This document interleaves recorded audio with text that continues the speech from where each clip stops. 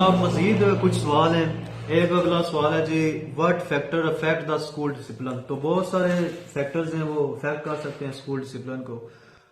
पहला है जी, lack of leadership in teachers. Teachers जो हैं वो फोन इस्तेमाल कर रहे हैं या कोई और काम कर रहे हैं, ठीक है, उनके अंदर लीडरशिप नहीं है तो डिसिप्लिन सारी बात है खराब ही होगा।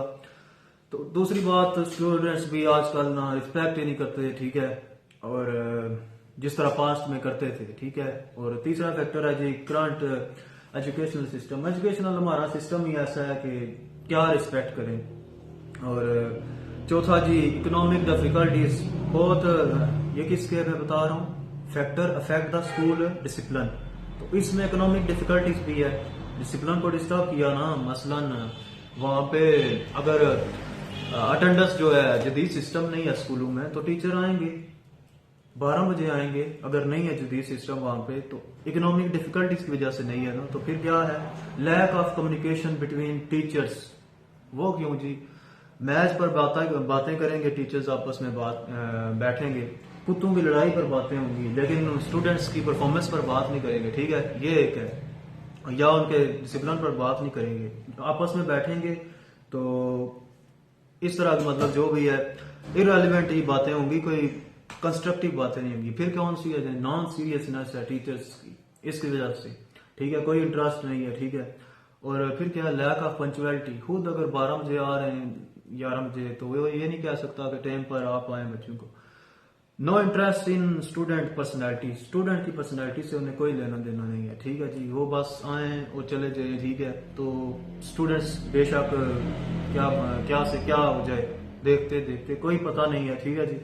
फिर क्या है जी, टाइम टेबल कोई मखसूस कोई फॉलो ही नहीं कर रहा, ठीक है। क्लास बजी, बेल 9:40 पे हो गई क्लास, तो ये पढ़ा रहे हैं, ठीक है, माना पढ़ा रहे हैं, लेकिन उस तरह तो ना पढ़ाएं, अपने टाइम के अंदर रहते हुए पढ़ाएं, ठीक है।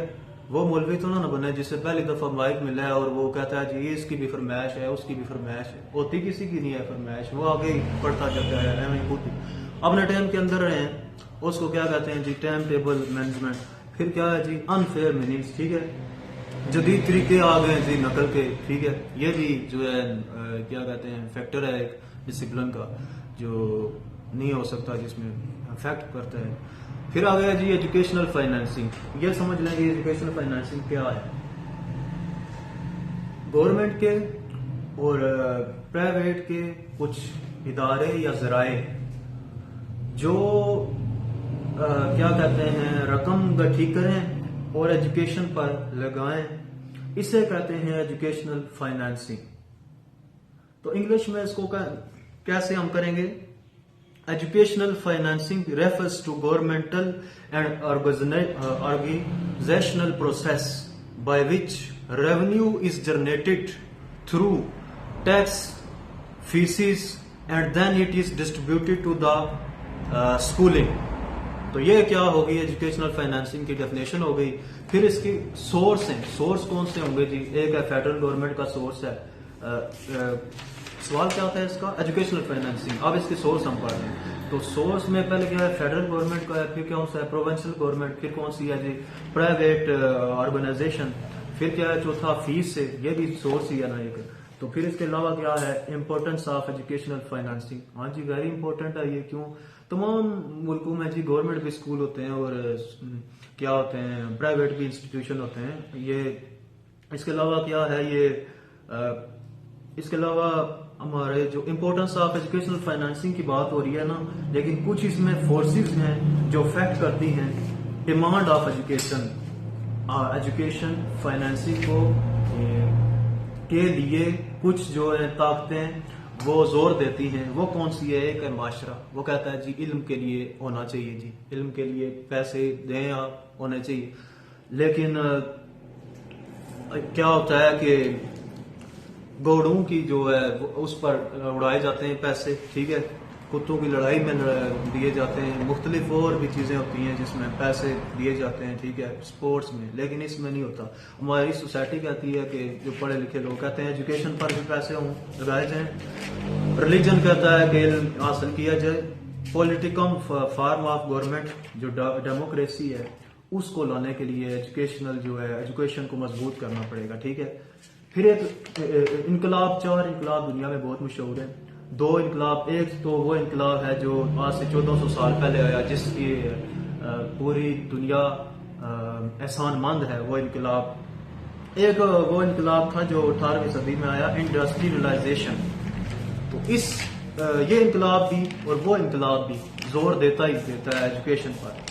तो एक्सटर्नल फैक्टर्स कौन से आ जाते हैं जी?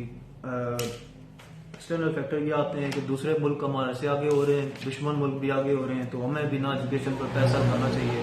इसके अलावा पॉपुलेशन बढ़ रही है, उनको एजुकेशन देनी, उन पर पैसा लगाना चाहिए, फाइनेंस मजबूत होना चाहिए, सिस्टम ऑफ एडमिनिस्ट्रेशन क्या होना चाहिए जी। देखें आगे हमने पढ़े लिखे लोग लाने हैं, फर्ज करें मैट्रिक फेल जो सदर है, अगर पढ़े लिखे लोग हम सदर लाना चाहते हैं तो फिर क्या करेंगे?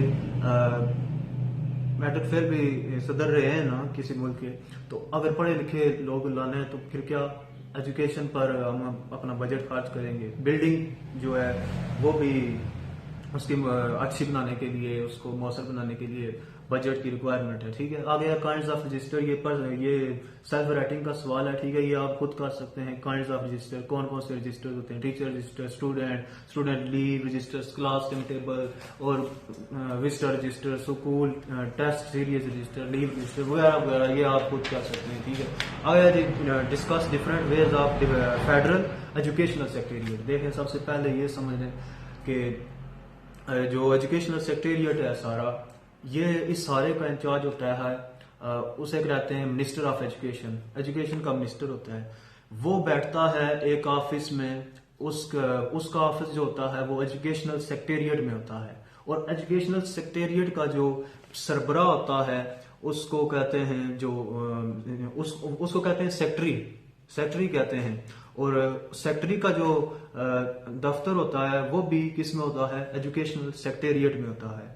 लेकिन एजुकेशनल सेक्रेटेरिएट में छोटे छोटे विंग्स और सेल्स होते हैं, उन सेल्स के अलग-अलग नाम हैं। पहले का नाम है जी एडमिनिस्ट्रेटिव विंग, दूसरे का नाम है जी planning and development wing. Administrative wing कौन सा होता है? इट इन्वॉल्व्स मेकिंग रिक्रूटमेंट, भर्तियां जो जॉब्स की जो हो नहीं रही वो एडमिनिस्ट्रेटिव विंग में होता है, और रूल्स एंड रेगुलेशन भी बनाता है। और फिर इसके बाद है प्लानिंग एंड डेवलपमेंट विंग। ये क्या करता है जी? ये 5 ईयर प्लान देता है, ठीक है। Planning and development wing 5 year plan. और इसके बाद अलावा है primary and non formal educational wing. ये क्या करता है? इसका जो है ना, ये लिटरेसी, किताबों में यही लिखा हुआ है, किताब से लिखा बता रहा हूँ, इसमें लिखा हुआ है कि primary and non formal educational wing जो है ये लिटरेसी रेट को इंक्रीज करता है, ठीक है। किताब में लिखा हुआ है, देखा तो नहीं है हमने भी। अच्छा, फेडरल इंस्टीट्यूशन विंग, इसमें देखें फॉर एग्जांपल, इसमें एक एग्जांपल है फेडरल बोर्ड जो है ये इसमें आ जाता है ना, तो इसमें आर्मी के इदारे नहीं आ सकते, ठीक है। लेकिन इसमें एक और हमारे इस्लामाबाद में तो आ जाता है, इसमें फेडरल इंस्टीट्यूशन विंग में federal board of intermediate and secondary education. लेकिन जो सिंध में है उसमें है सिंध मदरसातुल इस्लाम कराची, तो ये फेडरल बोर्ड के अंदर आ जाता है, ठीक है। फिर इसके अलावा है जी स्पोर्ट्स एंड वेलफेयर विंग भी है, कुरिकुलर विंग्स भी है, जो फर्स्ट क्लास 1 से लेकर 12 क्लास तक टीचर्स ट्रेनिंग करता है। कौन सा? Curricular wing. फिर है जी साइंस विंग। फिर है जी इंटरनेशनल कोऑपरेशन विंग। उसमें क्या होता है जी? अगर कोई इंटरनेशनली कोऑपरेट करता है जी। फॉरेन स्टूडेंट विंग, फॉरेन से जो स्टूडेंट दाखिल होते हैं यहाँ पे, उनके लिए ये जो है विंग जो है काम करता है, ठीक है। और इसके बाद है जी higher education and research wing, तो ये हायर एजुकेशन को डील करता है, HEC वगैरह वगैरह। तो इसके अलावा जी बहुत इंपॉर्टेंट सवाल है सिप, जिसे कहते हैं सिस्टम ऑफ एवल्यूएशन। तो ये एक बहुत इंपॉर्टेंट सवाल है, सिप मॉडल जिसे सिस्टम ऑफ एवल्यूएशन भी कहते हैं। ये दिया था जी डॉक्टर डैनियल स्टीफन बीन, नाम है डॉक्टर डैनियल स्टीफन बीन। तो इन्होंने मॉडल दिया था 4। अच्छा, इनके बारे में, डॉक्टर डैनियल स्टीफन बीन के बारे में, इन्होंने अपनी सारी लाइफ जो है ये सिस्टम ऑफ एवल्यूएशन के लिए वक्फ कर दी थी, ठीक है जी। ये अमेरिकन का कहना है जी कि डैनियल स्टीफन बीन ने अपनी सारी जो लाइफ है ये एवेल्युएशन के लिए जो है वक्फ कर दी थी। तो इन्होंने कौन सा एवेल्युएशन दिया जो हम पढ़ रहे हैं, तो इसमें पहला स्टेप था सिप जो है CIPP, सिस्टम ऑफ एवेल्युएशन में डॉक्टर डैनियल स्टीफल बीम ने कौन सा दिया जी, कॉन्टेक्स्ट दिया। उन्होंने कहा 4 स्टेप होंगे, पहला है कॉन्टेक्स्ट होगा, फिर इनपुट होगा, फिर प्रोसेस होगा, फिर प्रोडक्ट आएगा। कॉन्टेक्स्ट में डॉक्टर साहब ने कहा, डॉक्टर डैनियल स्टीफल बीम ने कहा कि कॉन्टेक्स्ट में हम सबसे पहले फोकस करेंगे गैदरिंग इंफॉर्मेशन में, और टू इम्प्रूविंग गोल्स क्या करेंगे, गैदरिंग इंफॉर्मेशन करेंगे और क्या करेंगे उसमें इंप्रूव करने के लिए हमारे गोल्स। इनपुट में क्या करेंगे, पहला स्टेप कॉन्टेक्स्ट, फिर इनपुट, फिर प्रोसेस, फिर प्रोडक्ट। कॉन्टेक्स्ट, इनपुट, प्रोसेस और प्रोडक्ट।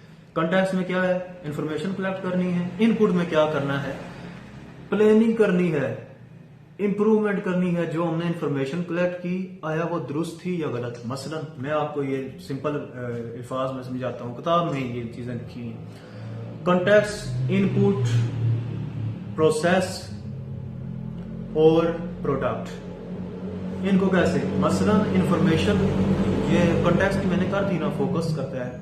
मैं अभी इनपुट को कर रहा हूँ डिफाइन। इनपुट में ये होता है, आपने फर्ज करें इंफॉर्मेशन कलेक्ट की कि हमें टीचर जरूरत है जी। एक स्कूल है वो क्लास 1 से क्लास 12 तक है, तो एक बंदा कहता है जी हमें टीचर जरूरत है फर्स्ट ईयर और सेकंड ईयर के लिए, लेकिन वो दोबारा, वो था कॉन्टेक्स्ट में। इनपुट में क्या है, दोबारा उसको किया गया, देखा गया, तो उन्होंने देखा तादाद तो ज्यादा है, जो क्लास 1 है उसमें ज्यादा है, तो उसके लिए तो टीचर है ही नहीं, तो वहां ज्यादा जरूरत है, उसको उन्होंने दुरुस्त किया। फिर उसके बाद क्या करेंगे, प्रोसेस करेंगे, फिर आखिर में क्या होगा, प्रोडक्ट बन जाएगा। तो कॉन्टेक्स्ट, इनपुट, प्रोसेस और प्रोडक्ट, ये 4 चीजें हो जाएंगी। सही है जी। तो ये सिस्टम ऑफ एवेल्युएशन सिर्फ डॉक्टर डैनियल स्टीफल बीम ने दिया था। इसमें 2 चीजें हैं जी, प्रोसेस में जो है मैनर्स भी आ जाते हैं, इम्प्लीमेंटेशन भी आ जाती है। जारी बात है, वो पता चल जाएगा ना जब आप करेंगे। सबसे पहले आपने क्या किया था, कॉन्टेक्स्ट किया था ना, फिर उसके बाद क्या था, इनपुट में आपने कर लिया, फिर प्रोसेस में आप क्या करेंगे, उसमें सही मेहनत से देखेंगे, इम्प्लीमेंट करेंगे चीजें। प्रोडक्ट में क्या करेंगे, रिजल्ट भी करेंगे, लाएंगे, और फिर उसके इम्पैक्ट देखेंगे, इसका इम्पैक्ट क्या पड़ेगा इस पर, या इसका कितनी देर ये स्टेबल रहेगा। सस्टेबिलिटी पर इसमें बात होगी, ठीक है। इम्प्लीमेंटेशन पर इसकी बात होगी। फिर मैं इसमें की 2 चीजें आ जाएंगी, फॉर्मेटिव एंड समेटिव, ठीक है। 2 चीजें इस पर भी आपने देखना होगा प्रोडक्ट के बाद। तो ये 2 चीजें थी। ये किसका, डॉक्टर डैनियल स्टीफल बीम ने सिस्टम ऑफ एवेल्युएशन पर रोशनी डाली थी। तो ये मैंने इस पर आपको बताया, ठीक है।